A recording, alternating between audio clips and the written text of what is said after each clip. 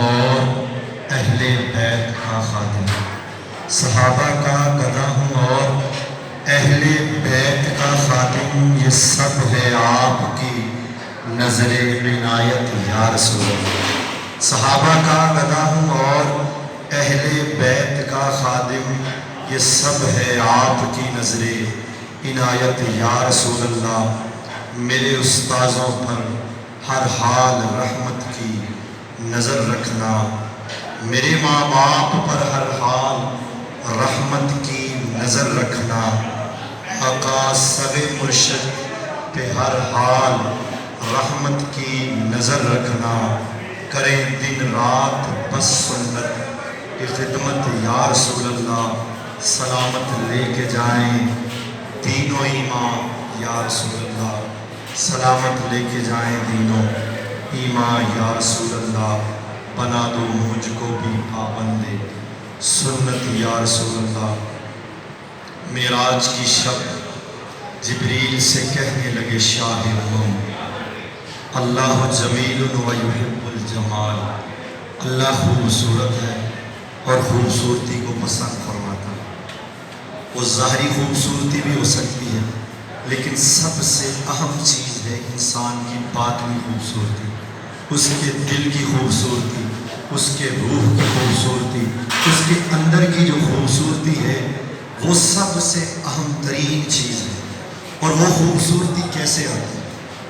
اس خوبصورتی کو لانے کے لیے انبیاء کرام، اولیاء اعظام، صحابہ کرام، ایسے بزرگان جو ہیں اللہ کے متقی پرہیزگار نیکوکار، ان کے دربار میں حاضر ہو کر اپنی داستان غم سنا کر ان سے فیوز و برکات لے کر اپنے دلوں کو منور کر کے روشن کر کے چراغ کی طرح جلا کر ایک شمع سے کئی شمع جلا کر پھر اپنے دلوں کو بندہ روشن کر سکتا ہے۔ تو بات حضور کے حسن کی یہاں پہ آنی ہے کہ معراج کی شب جبریل سے کہنے لگے شاہ امم، تم نے تو دیکھے ہیں حسین بہت، بتلاؤ تو صحیح کیسے ہے۔ معراج کی شب جبریل سے کہنے لگے شاہ امم، تم نے تو دیکھے ہیں حسین بہت، بتلاؤ تو صحیح کیسے ہیں ہم۔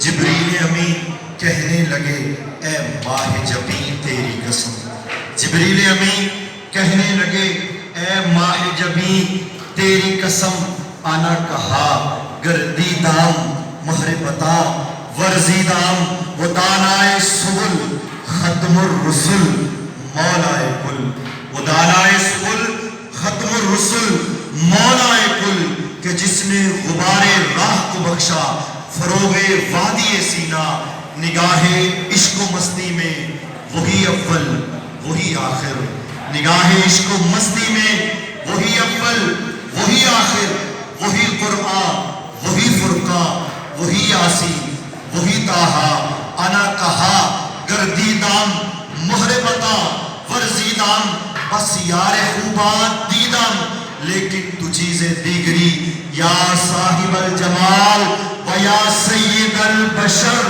من وجهك المنیر، لقد نور القمر لا يمکن الثناء کما کان حقہ، بعد از خدا بزرگ توئی، قصہ مختصر بلغ العلا بکمالہ، کشفت دجا بجمالہ، حسنت جمیع خصالہ، صلو علیہ وآلہ۔ تمام دوستوں سے پہلے بھی گزارش کی ہے، دوبارہ گزارش ہے کہ ضرور حاضر تشریف لے آئیں۔ 8 بج چکے ہیں اور انشاءاللہ ختم خواجگان جلد ہی شروع ہوگا۔ صبغۃ اللہ ومن احسن من اللہ صبغہ ونحن لہ عابدون۔ صبغۃ اللہ، اللہ کا رنگ، جیسے پہلے میں نے عرض کیا اللہ جمیل و یحب الجمال، اس میں بھی 2 رنگ ہیں، ایک ظاہری رنگ ہے ایک باطنی رنگ ہے، لیکن دونوں رنگوں میں فرق ہے، اور ان رنگوں کو بنانے سنگارنے سنوارنے کے لیے الگ الگ طریقے اور راستے ہیں۔ صبغۃ اللہ، اللہ کا رنگ، ومن احسن من اللہ صبغہ، اور اللہ کے رنگ سے بہتر کون سا رنگ ہے۔ اب جب رنگ کی بات آتی ہے تو رنگ کا تعلق جسم سے ہوتا ہے۔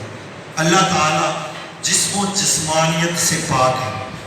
قل هو اللہ احد، فرما دیجئے کہ وہ اللہ ایک ہے، اللہ الصمد، وہ بے نیاز ہے، نہ اس کا کوئی بیٹا ہے نہ اس کا کوئی باپ ہے، اس کا کوئی ہمسر نہیں، وہ وحدہ لا شریک ذات و صفات کا مالک ہے۔ جب جسم و جسمانیت سے وہ پاک ہے تو پھر کس رنگ کی بات ہو رہی ہے؟ صبغۃ اللہ، اللہ کا رنگ، ومن احسن من اللہ صبغہ، اور اللہ کے رنگ سے کون سا رنگ زیادہ بہتر ہو سکتا ہے؟ اللہ کا رنگ بے شک سب سے زیادہ اور خوبصورت رنگ ہے۔ حضرت عمر فاروق رضی اللہ تعالی منبر پر بیٹھے ہیں، جمعہ کا دن ہے، خطاب فرما رہے ہیں، خطاب فرماتے فرماتے تقریر کرتے کرتے اچانک آپ کی زبان پر ایک کلمہ جاری ہوا۔ اب میں آپ کو بتانے لگا ہوں کہ اللہ کا رنگ کون سا ہے جس کا اس آیت کریمہ میں ذکر ہوا ہے کہ اللہ کے رنگ سے پیارا، سونا اور خوبصورت رنگ کون سا ہو سکتا ہے؟ اللہ کا رنگ سب سے نرالا، سب سے اعلیٰ، سب سے خوبصورت ہے۔ اب دیکھیے کہ حضرت عمر فاروق منبر پر بیٹھے ہیں، خطاب کر رہے ہیں، تقریر کر رہے ہیں، تقریر کرتے کرتے کرتے آپ نے ایک جملہ کہا، یا ساریہ علی الجبل، اے ساریہ پہاڑ کی طرف جاؤ، اے ساریہ پہاڑ کی طرف جاؤ۔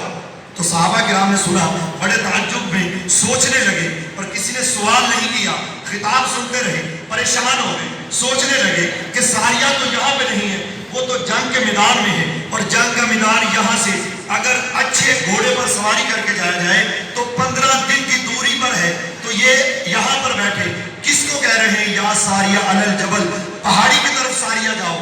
تو انہوں نے سوال نہیں کیا، خاموشی طاری کی، اور جب اگلا جمعہ آیا تو ایک قاصد خط لے کر آیا۔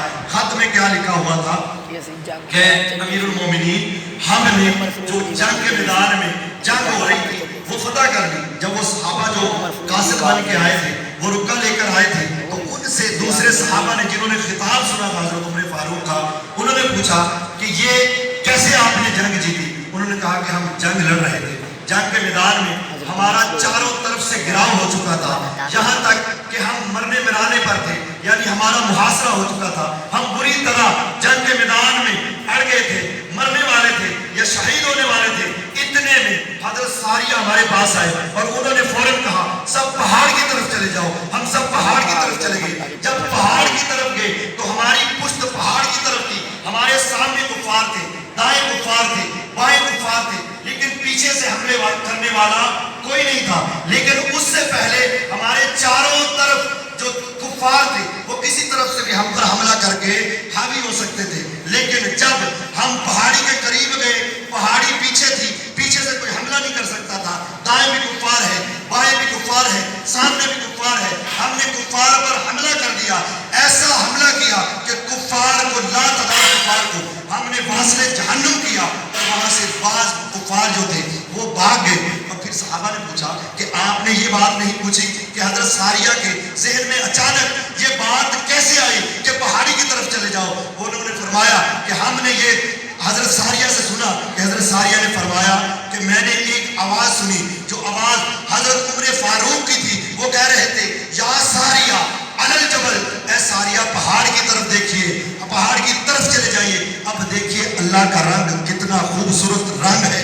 یہ وہ رنگ ہے جو اللہ نے اپنے برگزیدہ بندوں کو، اپنے انبیاءوں کو، اپنے اولیاء کو، صالحین کو، متقین کو، پرہیزگاروں کو ایسا رنگ دیا ہے کہ یہ دیواریں کیا، یہ شہر کیا، یہ محلے کیا، کچھ بھی چیز آ جائے، پہاڑ بھی آ جائیں تو ان کی سماعتوں، ان کی قوتوں میں رکاوٹ شامل نہیں کر سکتے۔ اب دیکھیے کہاں حضرت عمر فاروق منبر پر بیٹھے ہیں، تقریر کر رہے ہیں، خطاب کرتے کرتے فرمایا یا ساریہ علی الجبل، اور ساریہ کہاں پہ 15 دن کی دوری پر بیٹھے ہیں، اور کیسی ان کی سماعت ہے۔ انہوں نے سنا کہ حضرت عمر فاروق نے یہ فرمایا یہ وہ اللہ کا رنگ ہے جس کی بات ہو رہی ہے، ومن احسن من اللہ صبغہ، کہ اللہ کے رنگ سے پیارا خوبصورت رنگ کون ہے؟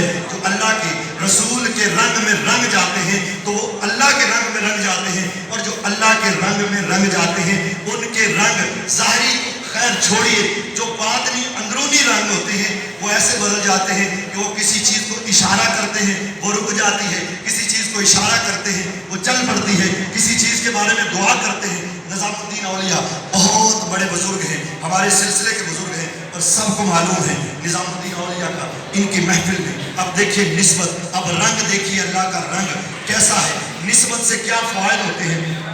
آپ نظام الدین اولیاء کی محفل میں ایک بندہ آیا کرتا تھا، وہ آپ کی محفل میں بیٹھتا، آپ کا آواز سنتا، تقریر سنتا، آپ کی محفل میں ذکر و اذکار کرتا. ایک دن وہ تاخیر سے گھر گیا، جب گھر گیا تو اس کے والد گرامی قدر نے اس کا گریبان پکڑ لیا، اس کو مارنے لگے. یہاں مارنے کے ایسا مارنے والے تھے کہ ہم بتا اس کے والد صاحب کے یہ جملے تھے کہ تم جن قدر تاخیر سے آتے ہو، لیٹ آتے ہو، مجھے تم پہ اتنا غصہ تھا کہ آج تمہیں مار مار کے بالکل اس جہنم سے، اس دنیا سے اٹھا دیتا. تو پوچھا اس بیٹے سے کہ بیٹا اتنی تاخیر کہاں کر کے آئے ہو؟ تو بیٹے نے عرض کی ابا جان میں نظام الدین اولیاء کی محفل میں بیٹھا تھا، ذکر و اذکار سن رہا تھا، ان کی باتیں سن رہا تھا، واعظ و بیان سن رہا تھا. تو والد گرامی قدر نے کہا بیٹا وہ بہت اچھے آدمی ہیں، نیک آدمی ہیں، بڑے آدمی ہیں، اس لیے میں تمہیں چھوڑ رہا ہوں، ورنہ میں تمہیں آج جان سے مار دیتا. جتنا تم لیٹ آتے ہو، تاخیر سے گھر آتے ہو. والد صاحب نے چھوڑ دیا اس کو. کچھ دن گزرے، والد صاحب کا انتقال ہو گیا. بیٹے نے خواب میں کیا دیکھا کہ والد صاحب بڑے عذاب میں مبتلا ہے، جہنم میں مبتلا ہے. تو والد صاحب سے پوچھا بیٹے نے کہ کیا ماجرا ہے؟ تو والد صاحب نے کہا بیٹا بہت سخت مراحل ہے، یہاں پر بہت مشاکل ہے، پانی پینے کو نہیں ہے اور سونے کے لیے کوئی جگہ نہیں ہے، کھانے کے لیے کچھ نہیں ہے. تو وہ فوراً بیٹا سو اٹھا، اپنے پیر کی بارگاہ میں، نظام الدین اولیاء کی بارگاہ میں حاضر ہوا.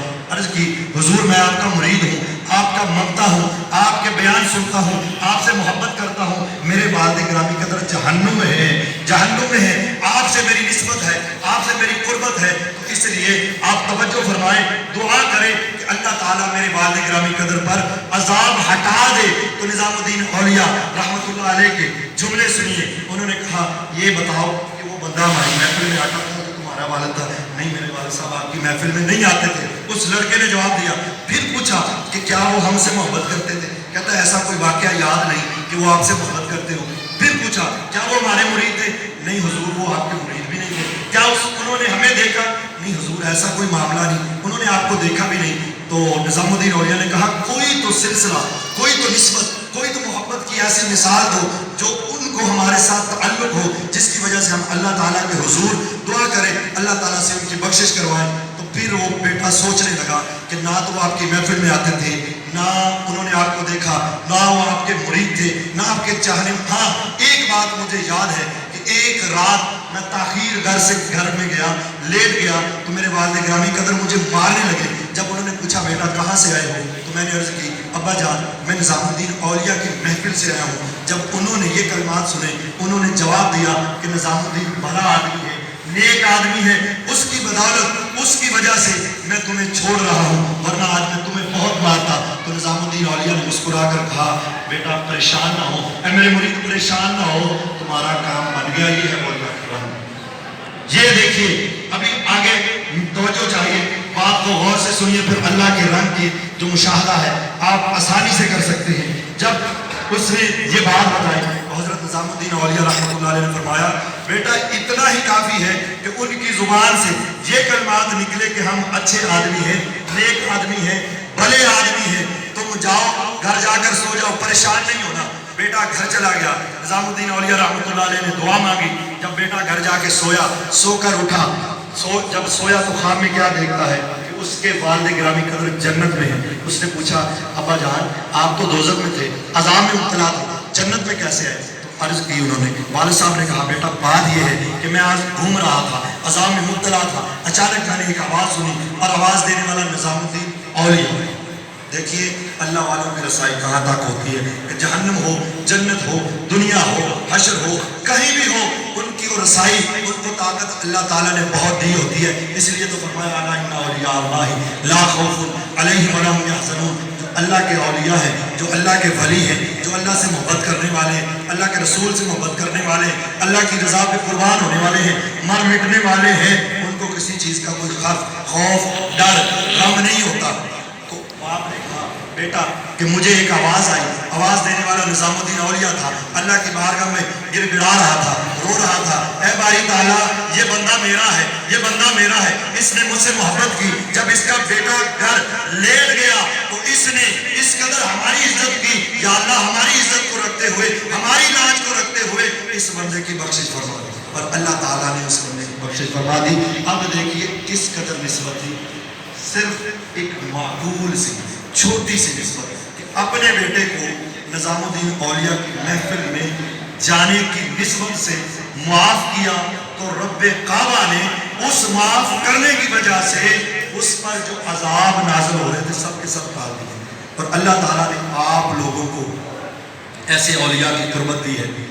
حضرت قبلہ عالم شاہ محمد سراج الحق رحمۃ اللہ علیہ جو اپنی مثال آپ ہیں، قبلہ شاہ محمد ظہور الحق رحمۃ اللہ علیہ جو اپنی مثال آپ ہیں، حضرت شاہ محمد منصور الحق جو اپنی مثال آپ ہیں، حضرت قبلہ شاہ محمد ضمیر الحق رحمۃ اللہ علیہ جو اپنی مثال آپ ہیں، ان بزرگان کا ظرف، ان کا محبت، کوئی بھی آ جائے ملنے کے لیے تو اس کے لیے اس قدر محبت کے پھول نشاور کرتے تھے کہ حضور کے پاس اگر کوئی ملنے آتا تھا تو سلام لینے سے پہلے فوراً پوچھتے تھے مولانا آپ نے کھانا کھایا؟ نہیں حضور ابھی قبلہ میں آیا ہوں، کھانا نہیں کھایا؟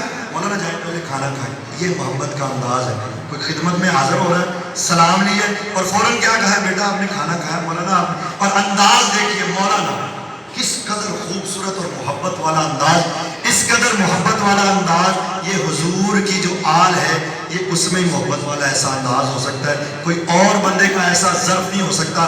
کسی نے برا بھلا کہا، کسی نے اچھا کہا، کسی نے جو بھی کہا، جیسے وہ ایک کافر حضور کی بارگاہ میں حاضر ہوا، نعوذ باللہ اس نے کہا کہ آپ جیسا کالا برا کوئی نہیں ہے، تو آپ صلی اللہ علیہ وسلم نے فرمایا صدقتا، پھر اس نے آپ کی بارے میں برے جملے کہے تو آپ صلی اللہ علیہ وسلم نے فرمایا صدقتا، تو سچ کہتا ہے۔ صحابہ کو وقتی طور پہ بہت غصہ آیا کہ اس نے ہمارے حضور علیہ السلام پر گستاخی کی ہے، یہ تو ایسی ذات ہے ان پر ہمارے مال، ہماری جان، ہماری اولاد سب کچھ بھی قربان ہو جائے، ان کے احسان جو ہے ہم ادا نہیں کر سکتے، انہوں نے ایسے احسان ہم پر کیے ہوئے، صادق میں ہیں، امین ہیں، رحمت للعالمین ہیں، اور سب سے بڑی بات ہے والضحیٰ کے منکڑے والے ہیں، جن کی ہم زیارت کرتے ہیں تو دنیا کے غم بھول جاتے ہیں، ہر چیز، ہر پریشانی کو بھول جاتے ہیں۔ جب اس کافر نے ایسے جملے کہے صحابہ کو غصہ آیا، انہوں نے چپ کر کے بیٹھ کے حضور کی محفل میں عذاب کے خلاف کا کچھ بول دے سنا۔ پھر ایک صحابی کھڑا ہوا،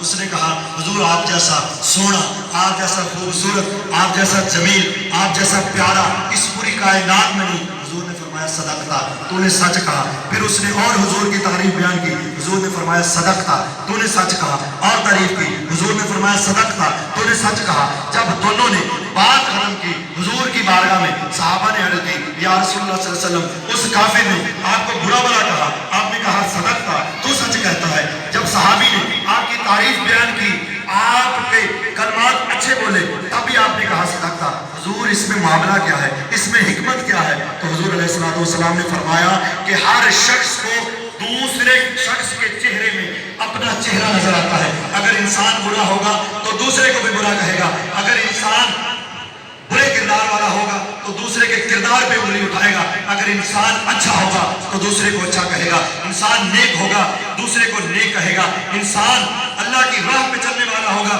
تو دوسروں کو اللہ کی راہ پہ چلنے کی تلقین کرے گا، انسان اچھا ہوگا تو دوسرے کے ساتھ محبت بانٹے گا، نہ کہ نفرتیں بانٹے گا۔ نفرتیں بانٹنے سے دلوں میں محبت ختم ہو جاتی ہے، محبت ختم ہونے سے یہ دل نہیں رہتے، یہ زنگ آلود ہو جاتے ہیں۔ جب زنگ آلود ہو جائے تو پھر انسان پر کوئی بھی کلمات اثر نہیں کرتے، جب کلمات اثر نہیں کرتے تو انسان منکر ہو جاتا ہے، اور جب منکر ہو جاتا ہے نعوذ باللہ ایسے مقامات تک پہنچ جاتا ہے کہ منکر ہوتا ہوتا وہ کفر جیسے برے عقیدے میں مبتلا ہو جاتا ہے۔ اس لیے ہمیں اس ادارے نے، ان بزرگان نے محبت سکھائی ہے، محبت کا درس دیا ہے۔ آپ جب ادارے میں جائیں، ادارے سے باہر نکلے تو انہوں نے بتا دیا ہے کہ یہ جو دولت ہے، یہ جس کے پیچھے انسان بھاگتا ہے، یہ پیروں کی خاک ہے۔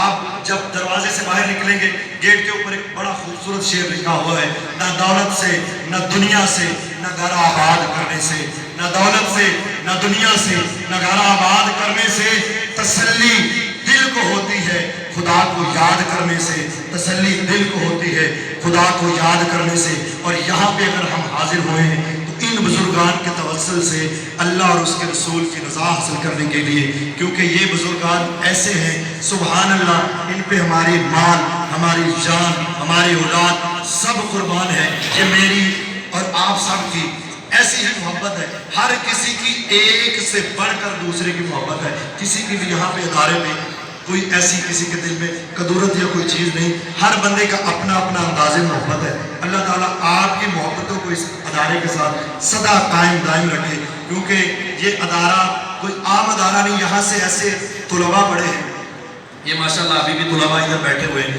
ایسے طلباء، ندیم صاحب ماشاءاللہ پرنسپل ہے اسکول کے، ادھر غلام فرید چشتی صاحب ناظم ہیں، اور دوسرے دیگر اساتذہ جو ان کی نگرانی میں ماشاءاللہ خدمت کر رہے ہیں ادارے کی۔ میں بھی اسی ادارے کا پڑھا ہوں، اگر میں یہاں پہ اس مائک پہ کھڑا ہوں آپ کے سامنے کچھ جملے بول رہا ہوں ٹوٹے پھوٹے، تو اس ادارے ان بزرگان کے صدقے سے، ان کے پاؤں کی خاک کے صدقے سے میں آپ کے سامنے چند جملے جو بولنے کی سعادت حاصل کر رہا ہوں، ان کی وجہ سے۔ یہاں پہ لا تعداد ایسے بچے بیٹھے ہوئے ہیں، یہ ایک بچہ بیٹھا ہوا ہے ماشاءاللہ، یہ مکمل عالم دین بننے والا ہے، اور اس کی وجہ کیا ہے؟ اس ادارے کی نسبت، اس ادارے نے ایک بنیاد دے دی۔ وہاں پہ ایک بچہ بیٹھا ہوا ہے، وہ بھی ماشاءاللہ اسی ادارے سے پڑھا، اور لا تعداد بچے آپ کو ڈاکٹر، انجینئر، کیپٹن، بڑے بڑے عہدوں پہ ملیں گے۔ یہ بڑے بڑے میں نے لوگ دیکھے، میں آؤٹ آف کنٹری گیا، میں نے دیکھا ہے وہاں پہ لوگ ایم ایڈ کیے ہوئے ہیں، بہت ویل ایجوکیٹڈ ہے، اور اینٹیں اٹھاتے ہیں، مزدوریاں کرتے ہیں۔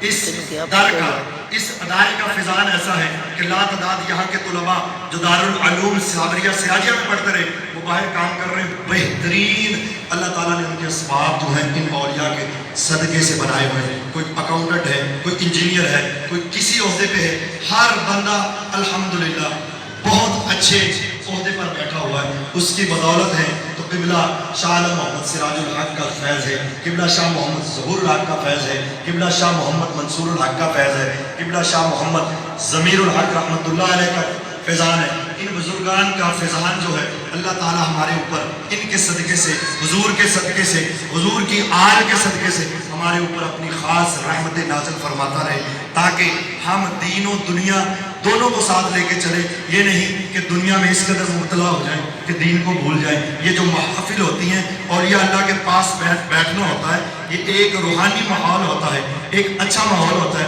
جس سے کہ آپ کی روحیں جو ہیں طاقتور ہوتی ہیں، شیطان کے خلاف لڑتی ہیں، جہاد کرتی ہیں۔ وہ سب سے بڑا جہاد بھی جو ہے وہ اپنے نفس کے خلاف لڑنا ہے، اور جو نفس پہ قابو پا لیتا ہے، نفس کے خلاف لڑ دیتا ہے، وہ ولی بن جاتا ہے۔